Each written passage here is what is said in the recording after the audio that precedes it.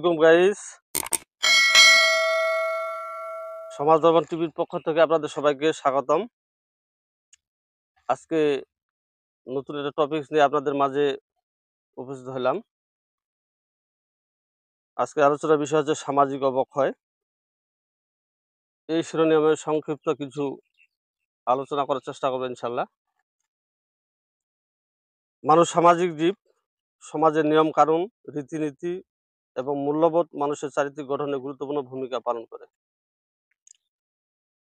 কিন্তু বর্তমানে আমাদের সমাজে এক ধরনের নৈতিক ও মূল্যবোধের অবক্ষয় স্পষ্টভাবে লক্ষ্য করা যাচ্ছে, যা আমরা সামাজিক অবক্ষয় নামে চিহ্নিত করি। সামাজিক অবক্ষয়ের অর্থ, সামাজিক অবক্ষয় বলতে বোঝায় সমাজে প্রচলিত নীতি নৈতিকতা, মানবিকতা, শালীনতা, ভদ্রতা ও সংস্কারগুলি অবনতি।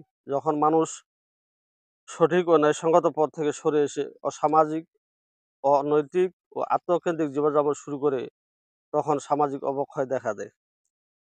সামাজিক অবক্ষয়ের কারণসমূহ: নৈতিক শিক্ষার অভাব।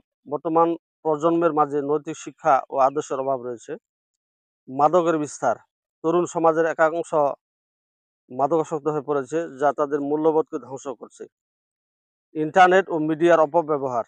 প্রযুক্তির অপব্যবহার করে অনেকেই অপরাধ, সহিংসতা ও অশ্লীলতায় আসক্ত হচ্ছে। পরিবারের দায়িত্বহীনতা। পরিবারের আদর্শ ও স্নেহশীল পরিবেশের অভাব সামাজিক অবক্ষয়ের একটি বড় কারণ। দুর্নীতি ও রাজনৈতিক বিশৃঙ্খলা। সমাজের উচ্চ পর্যায়ে দুর্নীতির প্রসার নিচের দিকেও নেতিবাচক প্রভাব ফেলে। সামাজিক অবক্ষয়ের প্রভাব: সামাজিক বন্ধন দুর্বল হয়, অপরাধমূলক কর্মকাণ্ড বেড়ে যায়, যুব সমাজ দিকভ্রষ্ট হয়ে পড়ে, পারিবারিক ও সামাজিক শান্তি বিনষ্ট হয়, দেশের সার্বিক উন্নয়ন ব্যাহত হয়।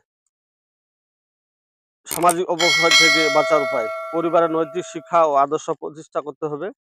শিক্ষা প্রতিষ্ঠানে নৈতিক ও মানবিক মূল্যবোধ চর্চার পরিবেশ গড়ে তুলতে হবে।